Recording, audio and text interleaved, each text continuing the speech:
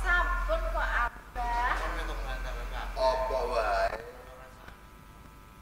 Kewajiban kula menika nggih nyaosaken daharaken panjenengan. Kulon mentah para siswa-siswa. Ya kuwi iki sinaoni ya aja mung cukup tepake darane karo wong tuwa. Ya ta? Mergo umurmu suwe saya muda. Kudu kepinteranmu saya muda. Ya. Ya, Abah. Ya. Injih Sira. kula Lah kuwi piye kewajibanmu? kewajiban kula sampun Apa ayo? Kae Pak Agunade Abah. Aja do wedi to nek ditakoni wong tuwa kuwi ya aja dimpet aja digondheli ngomong colos Injih Abah. upama salah mengko ora dibenerno ya Abdullah kowe anak sing miyos jalu tegese lanang kudu luwih pinter. Nadyan to pernah tua Bayung ki wong wadon ringkih samembarane. Sing isoe kaku. Jebul saiki kaya ngapa? Kawruhmu tekan endi jebul? Abah rumaos remen sanget lan marem sak lebeteng manah. Ngenani apa? Ngenane olah bola raga nggih sampun wasis ngasukawur wonten ing rum sukari ngersanipun Abah. Menika bab tata kasusasan nggih sampun kono. Ya, Ing mangke boten badhe damel kuciwa manahipun Abah. jadi olah budara kanuragan. Nggih. Kanuragan ya penting nek ora baku. Ya lah. Penting nek ora baku. Boten baku neng kedahipun saged sewanci-wanci napa? Ing mangke wonten tengahing margi mbok menawi wonten bebaya kula piyambak ingkang saged ngrampungi boten tuwake sabantu. Waton kuwi ndek pepatokan. Wong urip kudu ndek paugeran lan patokan. Patokan apa? Nggih. Waton bener wis slamet. Nanging nun sewu. Tiyang sobek niki mboten padha-padha lho aku. Lah, Najan to tiyang bener menawi piyambakipun sobek tartamtu ing tengahing margi badhe dipun gonjak. aja pisan-pisan rasani sobek. Hah? Iki sirik kanggo wong urip. Ngoten. Iya. Sebab kalau mangsane ke padha ngucap. Iki sobek. Sok kalau mangsane bakal tumus. Mergo sok pangucap. Nanging nun sewu. Tiyang ing gesang wonten ing jagat menika ngendikanipun Abah wonten apesipun wonten jayanipun. Nah, Menawi tinibone apes niki lho Abah sing iki kudu ngerti kuncine. kucinipun pripun? Kuncine awake dhewe. Lah niki kula kedah kasukawruh malih. Upamane penanggalane apa iki di pengapesan. Iya. Iku ora tak babar iki. Oh, boten. Iki wadine kanggo wong urip. Wadi kanggone wong urip. Ya. Sebab wong setya kuwi di pengapesan. Lah nggih menika lho Jenenge nas. rasih boten. Mulane wong tuwa-tuwa padha dipetung. Pandegalane apa ya wis lagi lara ya. Dirasane ngene. Pun nanggane minggu Selasa bakal kabudut. Oh, Ya Selasa ya Jumat. menawi ngaten ngertos sampun utama. Iki petong ana. Dene lho mulai setya sedina. Menawi ngaten petung. Undane jeneng manusa kuwi bisa nerak kuwasa. Bisane apa? Bisane budidaya. Budidayake marang karep lan niat lan urip. Yen wis urip kudu niat. Niat ingsun. Niat ingsun kuwi wis pamit karo Gusti Allah. Winawetu. Ya. Kula wis bodono Kawruh Jawa. Ah niki ingkang kula menang. Ngasuh kawruh wonten ing Jawi. Tembungipun Jawi menika sae. Jarene bejo yen wong lagi lah. Nanging luwih bejo wong eling kelawan Waspada. Lah iki ta. Telepon kados pundi ya, Pak? Ayo bejo wong lagi lah. Ning luwih bejo wong eling kelawan Waspada. Iki mung Sanipun. mulane supaya urip hati-hati. Mlaku sak jangkah. Arep lunga saka omah. Sikil kiwa ditono sik. Sikil Sikil kiwa iki kamrut kok tabar. Supaya kepodo ngerti. Ya. Lah, pun dene ilmune wong Jawa ki slamet. Arep lunga kuwi donga. cak cek matur cek. Sing ngene disebut Nggih. Cak, cek Jawi kok Jawi kula nggih. Sloman, sumun selamat. Selamat. Selamat wonten dopo kathah. Mulane ngene. Kuatos. Ning mangke badhe kula babaraken wonten ing para kawula utawi para murid wonten ing Utari kasupados nyuwun ilmu bab Jawi wonten sanipun abah. Mulane yen kowe padha kawruh aja didol. Ya. Sebab ngelmu kuwi yen kok ijowe karo Prabiya tegese duit bondo lan donya iku ora awet.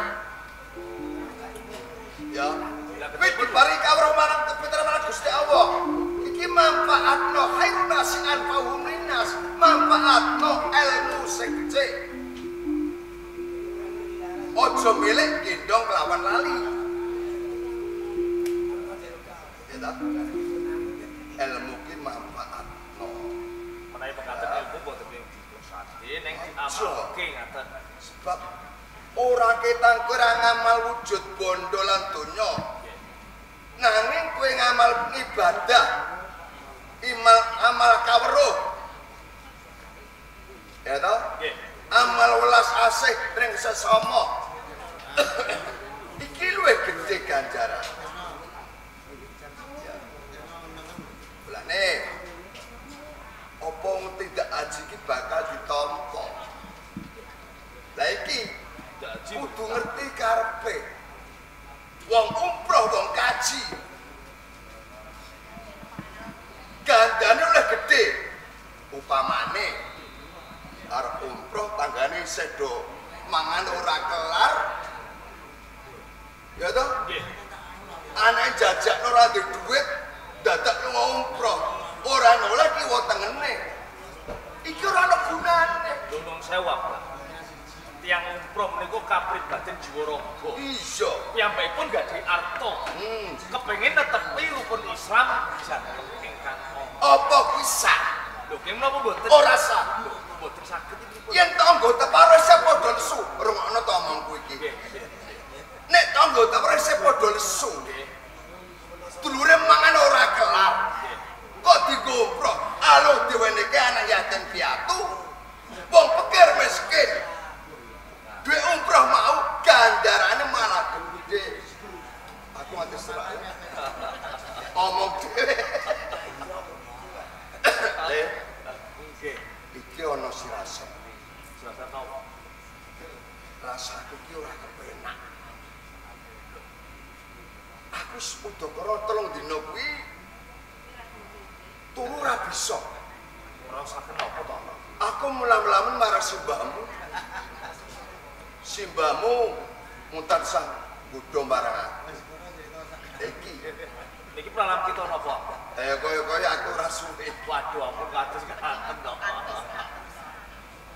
Lho iki Kula jenipun ngasuh kawruh, ilmunipun abah. Menika dereng kula cecep sedanten. Menika Ya. dos pundi mangke wonten ing Ngerung Sekutari, kuncaranipun dos pundi? Menawi Ojo aku kuwatir. Nggih. buku sing lemari sing burdiri kae nek wong gedhe ngarani Wida yen aku buku mergo aku sing nulis. Iki kena kanggo pasinaon. Kala mangsa yen kowe lagi ngaso sinaoni. Kuwi kawruh.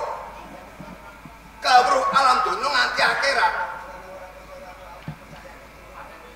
Ya. Yen kowe nang donya kuwi apik. Nandur becik bakal ngunduh becik. Yen kowe ning donya nandur ala, aja arep-arep kebecikan ana ing alam akhirat. Tumpus lho. Ing donya ngantos dugi akhirat tumpus ngoten. Ana nanan sapa nandur bakal ngunduh, sapa nyilih balik, no? Ya ta?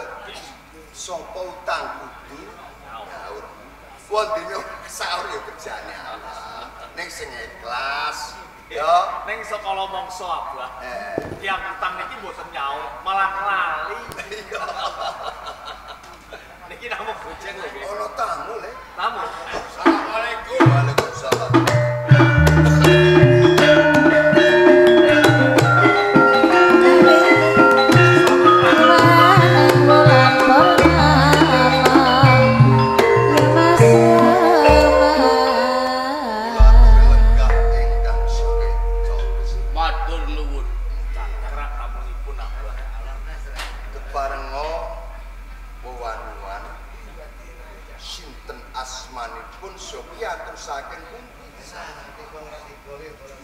Saking kerajaan Turki. Saking kerajaan. Kerajaan. Wah.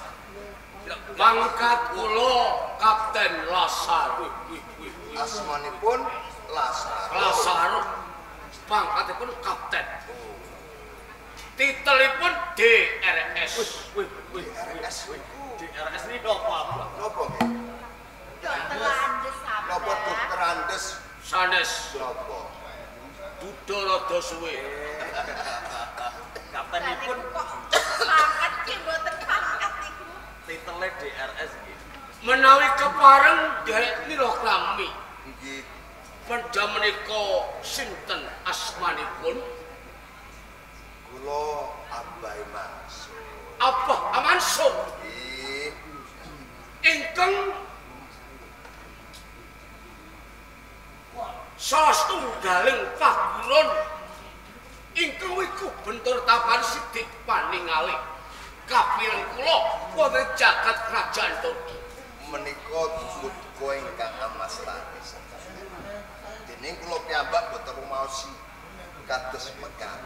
oh ngaten menika ingkang kita kersaken manungsa kagungan kaluwihan nanging boten ngerti ngalaken dhateng kaluwihan kala wau menika murid napa kalebet anak-anak kula.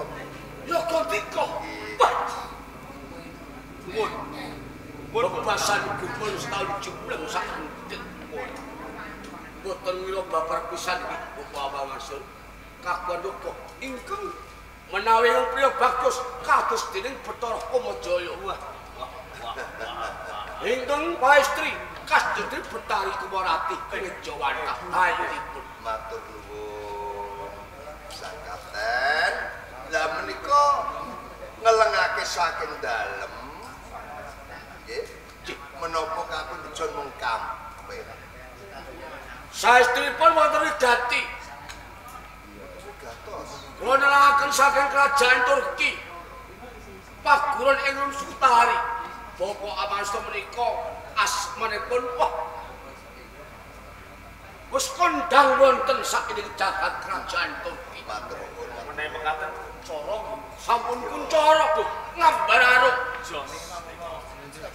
anggenipun warah menika ingkang abdi luhur sagung para tiyang ingkang sawet ngaso kawruh mbuh pangerten.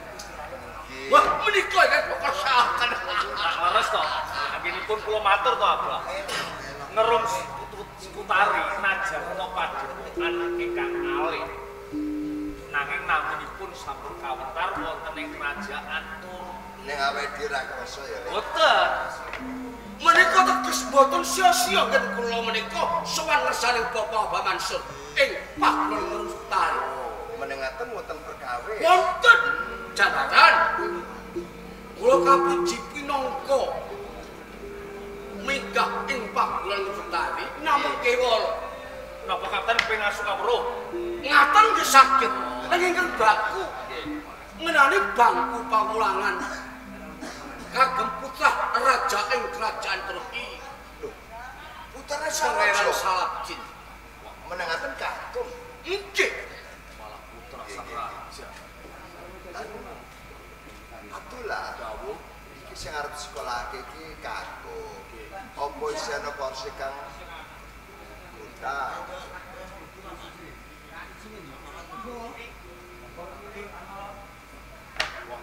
Isih. Nanging dawah wonten ing wingking. Ayo ora apa-apa. Kudu ora apa-apa. Boten ana apa. Wonten taksih Mendika tesih wonten ingkang kosong. Sing wonten. Nggih. Merengaten kula badhe kondur wonten kerajaan Turki. Badhe nganti calon raja ing kerajaan Turki Pangeran Saladin. Menika sampun surup surya. Menapa dipelajenganipun kondur, bidang menapa Pangeran Saladin dipun rawuhaken wonten ing rompok niki. Punapa dipriparaken menawi kula nyepeng sawetawis kemawon wonten ing Nurul Sultan. Monggo ginamung kasunatan kawontenanipun. Saestu. Waduh. Matur nuwun ki. Matur nuwun. Menawi kula wanci dalu kula niku ajrih. Ajar menapa? Menawi badhe kondur wonten dalam kerajaan Turki. Wah, bebayane sak. Menengaten Ger Abdullah, Nggih, dawuh. Suan Kapten kae aturi papan sing becik sing resik kanggo ngasuh nanging mung sewu nggih Sang Kapten. Wonten ing dusun nggih kados ngeten adat rupiahipun benten wonten ing Kutha Raja.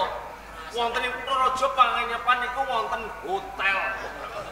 Hotel sampeyan kok Oh, hotel apa Lah kemawon? ngendikanipun hotel villa. Sang Kapten wonten desa wonten iki boten napa. Menika mboten dados boy pangapa saged dipun keperaken. Wah, kula seneng banget. Nek wonten desa naminipun Gubuk Asmara. Oh, Gubuk Asmara. Nggih, naminipun boten hotel, boten villa, niki Gubuk Asmara. Asmara. Ana terus papan. So, Oke, Bapak. monggo. Nek kula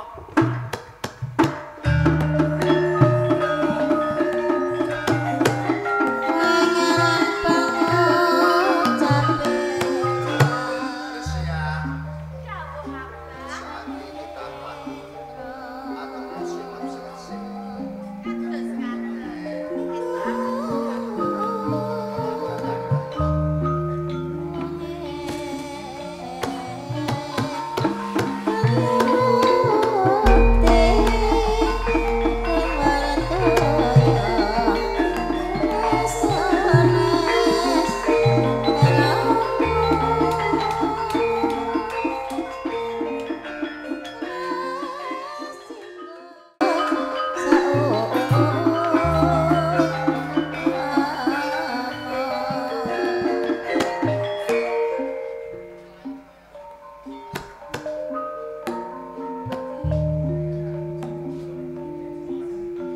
kados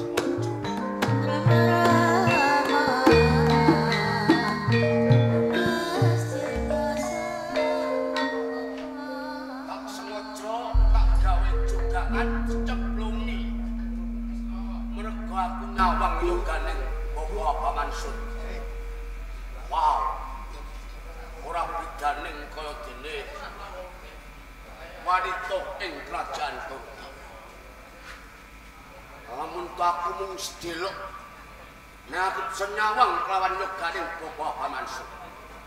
Oh, bengko caraku. Assalamualaikum.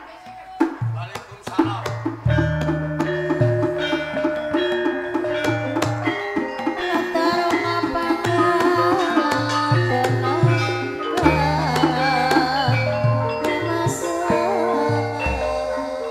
Nyuwun sewu sakdayanipun Sang Kapten.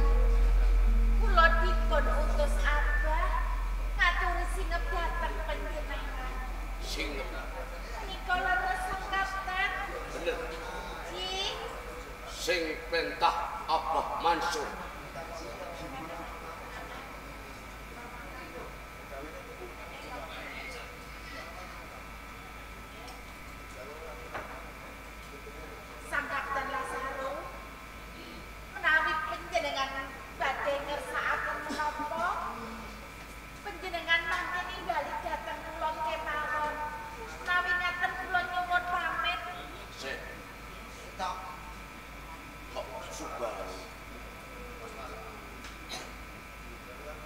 sing sabar alon-alon rasa putih kelawan aku mapan ing Utari kaldin keluarga iki aku kepen suka weruh ngenaning sawile rek ing kono aku durung pono sapenane nanging sakaben yen to wonten siswa kakung ingkang nulung mentah menika si Aki Abdullah menawi esti kula ingkang nulung mentah yen to kula mapan wonten mriki saru sanget yen dipun pangertosi saya para mahasiswa Wong sedelo kepen sawet jagung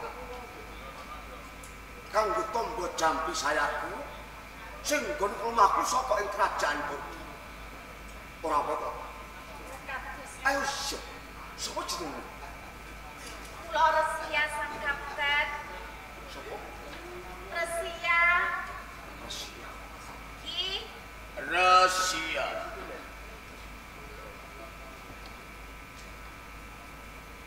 Sakwise aku munggah ing paguron ngerem Sukutari. Saklagi aku ngawang kelawan kowe. Atiku mosok dek pur. Apa ana pratandha? Yen to ana ati kang tumantuk kelawan wanita kang dak sawang iki mah.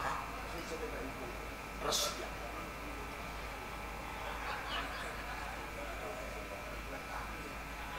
Gusti Kijo apa dulu Resia? Sakapten Mas Heru. Kula menika tasih lamban. Tasih kenyo Sang Kapten. Kula cedhak Kyai Kangkung kemawon durung nate. Dadi wis pantes dewengku dening priya durung ana priya kang padha ujug ana kelawan kowe. Mongko kuwi yen aku mondro dening memaniking jagat. Yen cinandra sekarang citra padang kaya ing wandi bulan purnama luwih rupa kurang tandra pindha golek kencana.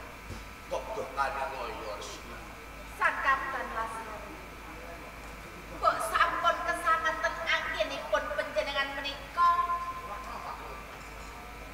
Ngalembono. Ngalembono dhateng kula. Iki kanthi kasulatan Resia. Resia.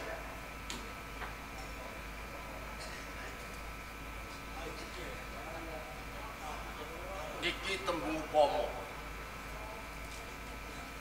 Tembung upama tan kena bali. Yen pancen kowe durung duwening katresnan utawa durung duwe bojo. Aku tak bloko kelawan kowe. Kowe gelem tak pek bojo aku.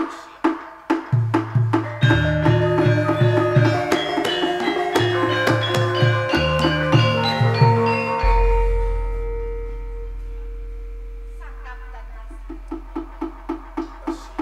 Heru. Nembe sepindah kula sami. Yen to kula menika badhe rampung panjenengan kok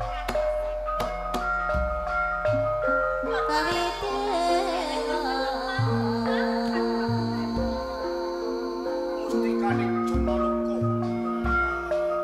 Wong adon kang apacak maswara. Sing aja nganti sia-siake. Aku sekarang mung kes kok.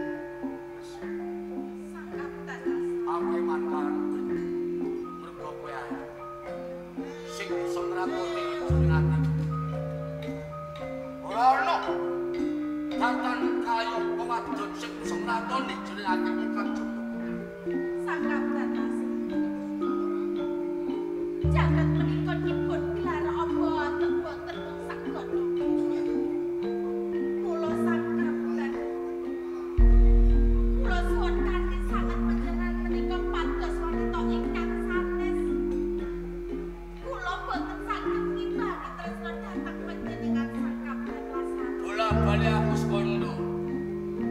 Ora ana wadon kajaba kuwi. Kula jaluk Persia. Ojo nganti sia-sia atok sawen kajan Kediri. Tresno lawan kowe kelembur tanpa kanca. Gelem kok dadi bojo. Yen ora gelem apa kelakon? Apa kelakon? Napa Sakapten? Auto pariksa. Boten. Tak etel kebenmu, tak suwek jare. Sampun Sakapten. Ari kowe Sakapten Lasaru. Kula nyuwun kanthi sanget. Panjenengan nggono yen ta kula boten saged nampi katresnan. iki bab katresnan tutukul saka sanubari suci kanggo kowe. Kari kowe ra gelem wong sabar kono watese. Wong kelakon ora usah. Boten. Boten Sakapten. Boten.